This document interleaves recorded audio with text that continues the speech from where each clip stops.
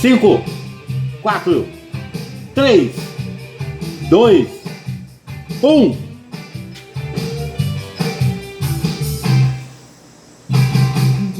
Começa agora a aula mais divertida do mundo.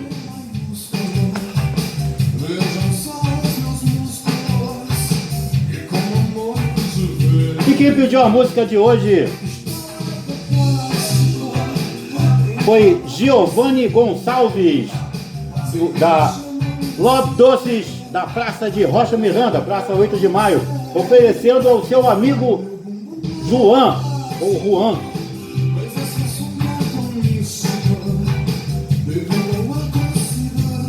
Então tá aí, Giovanni, a música que você pediu.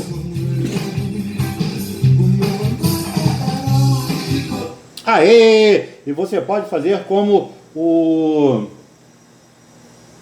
Perdão aí, tá? Você pode fazer como o Giovanni. Entrou no canal, se inscreveu e pediu a sua música. Claro que aqui tudo na base da muita brincadeira. Os dois são amigos aí, eles meio que combinaram isso. Sempre tem uma coisa assim, tem uma combinação. Porque a ideia aqui é estar agradando, né? E não aborrecendo ninguém. Agora sim, não. Me chamaram a atenção aqui.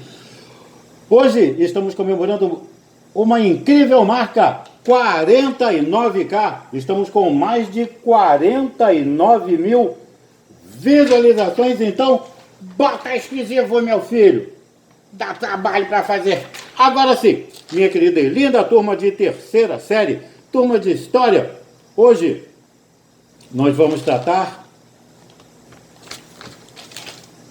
Peraí. Vamos tratar de idade contemporânea, vamos falar de Guerra Fria, década de 1950, 1960, 1970, vamos passar pelo macartismo, vamos entender o que foi isso, e se der tempo a gente passa pela luta pelos direitos civis nos Estados Unidos. Bom, então simbora. Qual é o primeiro toque?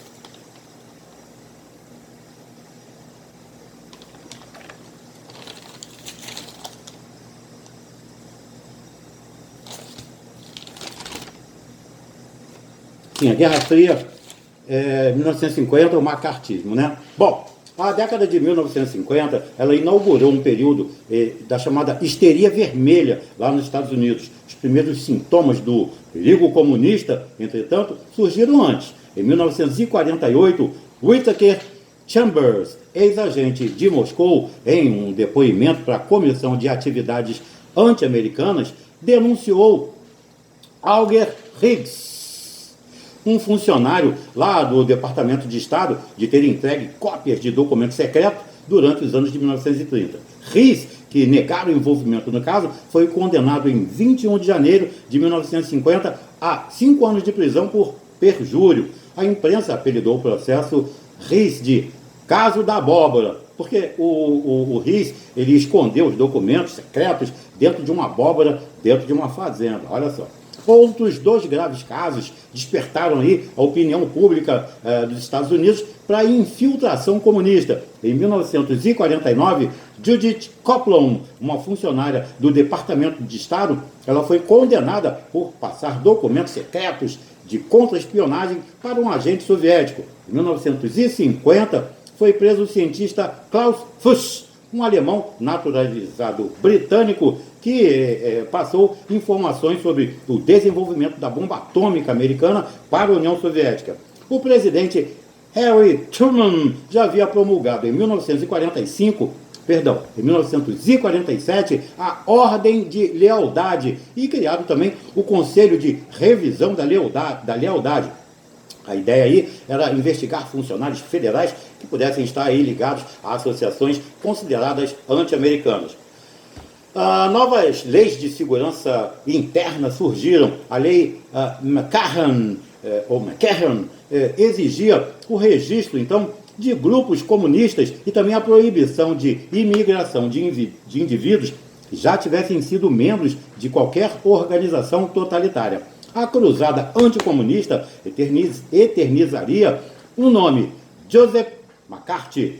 Esse obscuro senador, eleito em 1946 pelo estado de Wisconsin, ele impulsionou a sua carreira política, que era medíocre, lá em 9 de fevereiro de 1950, quando ele anunciou de forma pública que o Departamento de Estado, na administração de Dan Erskine, tinha centenas de funcionários notoriamente comunistas. Isso mesmo.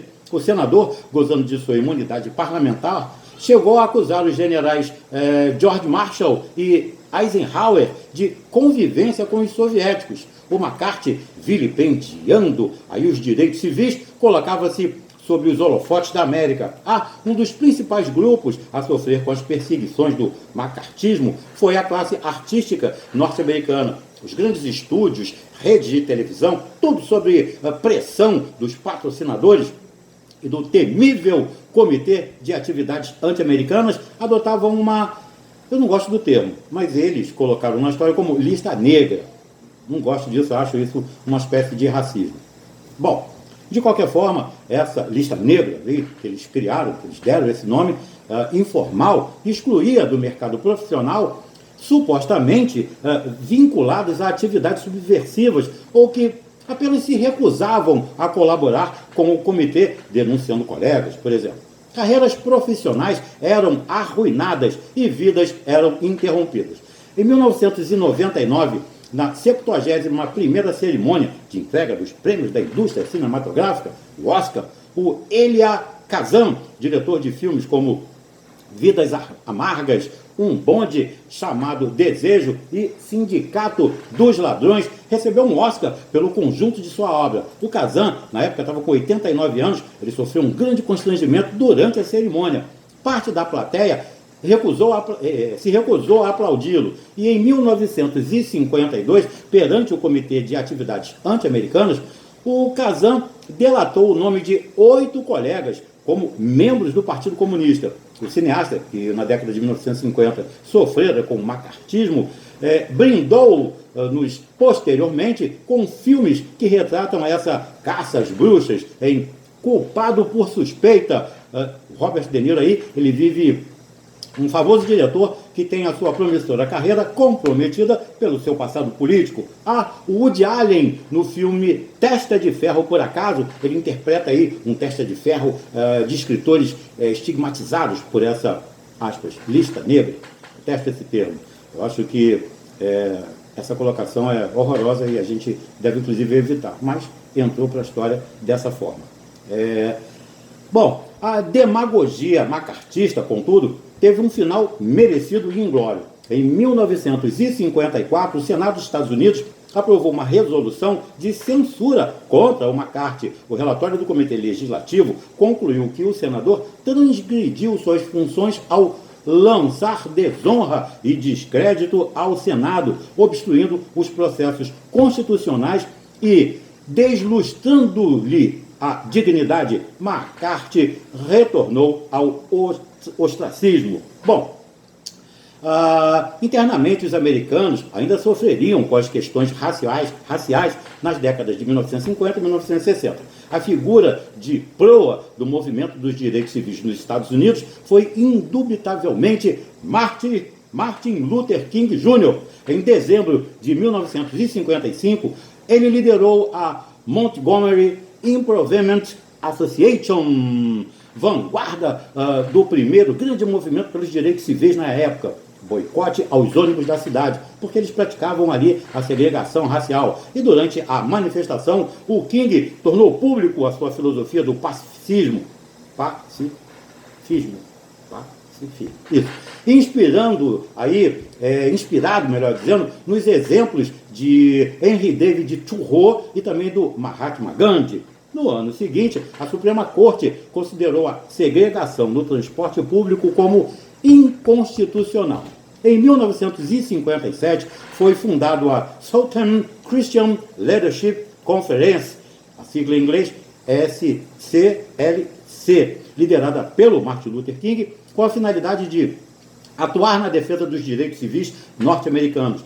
E as manifestações pacíficas do tipo sit-ins, defendidas pelo pacificismo lá do King, multiplicam-se no sul do país. E em 1º de fevereiro de 1960, 4 estudantes negros, Ezel Blair, Jr., Franklin McCann, Joseph McNeil e David Richmond promoveram um sit-in em uma lanchonete Woolworth, em Greensboro, na Carolina do Norte. A permanência de manifestantes negros em locais onde a segregação era permitida, no caso aí um balcão de lanchonete, era uma maneira pacífica de atrair a opinião pública dos Estados Unidos para essa questão, né, dos direitos civis. E em 19 de outubro de 1960, o King foi preso na Geórgia, porque ele estava participando aí de uma dessas manifestações e foi condenado a 4 meses de trabalhos forçados. O presidente John Fitzgerald Kennedy, normalmente se escreve John F. Kennedy, ele detestava esse Fitzgerald. O público dos Estados Unidos, inclusive, tinha medo, porque Fitzgerald podia ser alguma coisa de parentesco alemão aí, e foi descoberto justamente isso. Bom, o Kennedy, então, ele solicitou às autoridades judiciais, através do ministro Robert Kennedy, né, o Bob Kennedy, seu irmão, a soltura do líder negro, e isso ocorreu em 27 de outubro, sob caução. Em 1961, uma nova modalidade de manifestação começou. Foram as chamadas Viagens da Liberdade, isso mesmo. Elas foram promovidas por grupos de defesa dos direitos civis que fretavam ônibus para as cidades do sul dos Estados Unidos. Quando os viajantes quiseram ir para Montgomery, o governador do Alabama os qualificou de perturbadores da paz, declarando que não iria garantir a segurança dos manifestantes. Foi necessária uma nova intervenção federal, então, para poder garantir aí a ordem pública. Nesse mesmo ano, empresas rodoviárias interestaduais foram proibidas de promover segregação em seus ônibus. E, além das manifestações públicas, os grupos de defesa dos direitos civis, eles apelaram para o judiciário para a conquista dos seus interesses. Em 1956, a chamada Declaração de Princípios Constitucionais, manifesto assinado por 101 congressistas, declarava que seus signatários utilizaram de todo garantido os meios legais para anular a decisão da Suprema Corte, né? A chamada Ball versus Board of Education, de 17 de maio de 1954, que justamente negava o princípio de separados mais iguais. Places versus Ferguson, 1896, mantendo aí a segregação racial em escolas públicas. Os parlamentares dos estados do Sul, inclusive o J. William Fulbright, justamente, ele ratificaram a posição racista, excetuando, claro, sempre tem, né, o Lyndon Johnson, do Texas, e Estes Kefauver, olha que nome, e Albert Gore, também lá do Tennessee. Bom, em 1963, a famosa marcha sobre Washington, o King proferiu seu mundialmente discurso I have a dream, eu tenho um sonho. No ano seguinte, ele foi agraciado com o Prêmio Nobel da Paz, considerado por ele como um tributo internacional ao movimento pacífico dos direitos civis. Em 1965, ele liderou uma marcha para registrar eleitores negros em Selma, lá no Alabama. O movimento encontrou violenta resistência em protestos de centenas de demonstrações e também centenas de protestos demonstrando resistência, protesto e também centenas de demonstrações de solidariedade. E aí acabou gerando uma nova marcha até a capital Montgomery. Bom, seus esforços deram um ímpeto vital à campanha, que provocou uma legislação garantindo aos negros os direitos civis nos Estados Unidos. No final dos anos de 1960, a oposição de King à Guerra do Vietnã e também o seu apoio à admissão da China nas Nações Unidas colocaram aí verdadeiro conflito com o governo norte-americano. A Guerra do Vietnã, por exemplo, tem sua origem lá em 1954, quando os franceses foram expulsos da região após aquela batalha do Dien Bien Phu. E também na Coreia, né? O Vietnã ficou dividido, norte comunista, sul capitalista. O norte, apoiado pelos chineses e soviéticos, reforçou a guerrilha Vietcong, ou Viet Minh, e na verdade ameaçavam o sul. Em 1961, o presidente Kennedy envolveu diretamente os Estados Unidos na guerra. O presidente Eisenhower já havia literalmente preconizado a teoria do dominó, segundo a qual, se o Vietnã do Sul caísse, Laos e Camboja, que são vizinhos, também cairiam. Foi o que ocorreu em 1975, com a vitória do movimento comunista do Vietnã. Nos Estados Unidos, as cenas de violência da guerra, tanto contra soldados americanos contra vietnamitas, reforçaram os chamados movimentos pacifistas. E o King, ele combinou aí o seu governo, o seu discurso pacifista pelos direitos civis com uma campanha contra a guerra do Vietnã. Ele criticava aí abertamente o que ele dizia que era um desperdício de esforços e também de dinheiro. E, segundo ele, podiam ser empregados no combate à pobreza e também à discriminação. Essa postura irritou muito o governo de Lyndon Johnson. O surgimento de lideranças e movimentos negros não declaradamente pacifistas, como Malcolm X e Black Panther, começam a contestar então a liderança do King, considerada influenciada pelas lideranças brancas e extremamente moderada. Em 1968, o King planejou uma nova marcha sobre Washington, chamada Poor People's Campaign. Contudo, ele não viveu muito para ver aí, constatar, né, os seus resultados. Em 4 de abril de 1968, James Earl Ray, um franco-atirador, assassina Martin Luther King. O crime chocou a nação e provocou muitas manifestações em todo o país. O King foi sepultado em Atlanta, sobre um monumento com as palavras finais de seu discurso, lá de 1963.